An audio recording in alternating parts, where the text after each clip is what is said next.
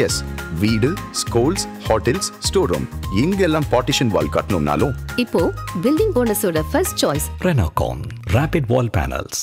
அரசு மருத்துவமனைகளில் உள்ள மருத்துவர் பணியிடங்களில் ஆட்குறைப்பு செய்யும் நடவடிக்கையை தமிழக அரசு உடனடியாக கைவிட வேண்டும் என தமிழ்நாடு அரசு மருத்துவர்கள் சங்கம் வேண்டுகோள் விடுத்துள்ளது.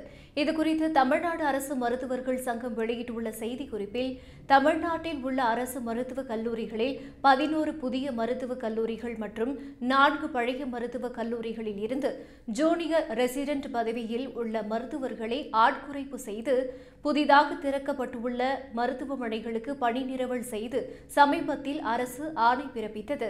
புதிதாக துவக்கப்படும் மருத்துவமனைகளுக்கு மருத்துவர்கள், செவிலியர்கள் மற்றும் பிற பணியாளர்கள் பணியிடங்கள் பெரும்பாலான இடத்தில் உருவாக்கப்படவில்லை.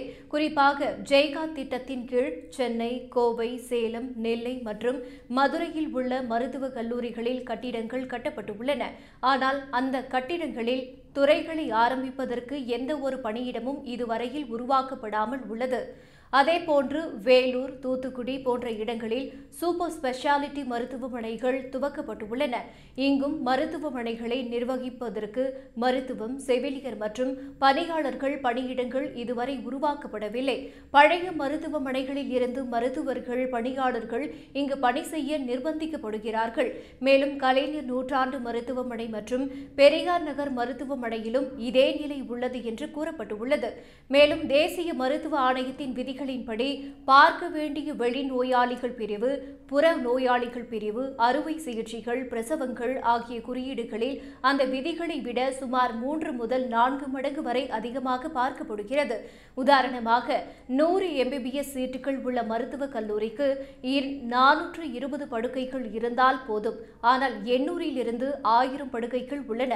மருத்துவர்கள், நோயாளிகள் சராசரி என்று எடுத்துக்கொண்டால் தமிழகத்தில் உள்ள அனைத்து மருத்துவக் கல்லூரிகளிலும் மருத்துவர்கள் குறைவாக உள்ளனர். 24,000 மருத்துவர்கள் இருக்க வேண்டிய இடத்தில் சுமார் 12,000 மருத்துவர்கள் மட்டுமே தற்போது மருத்துவக் கல்லூரிகளில் பணியாற்றி வருகிறார்கள் என அந்த அறிக்கையில் அரசு மருத்துவர்கள் சங்கம் சுட்டிக்காட்டியுள்ளது. மருத்துவர்கள் பற்றாக்குறையால் நோயாளிகள் பாதிக்கப்படுவார்கள் என்பதால் பொதுமக்களின் நலனை கருத்தில் கொண்டு மருத்துவக் கல்லூரிகளில் மருத்துவர் பணியிடங்களில் ஆட்குறைப்பு செய்யும் நடவடிக்கையை தமிழக அரசு உடனடியாக கைவிட வேண்டும் என்றும் மருத்துவர்கள் சங்கம் வலியுறுத்தியுள்ளது.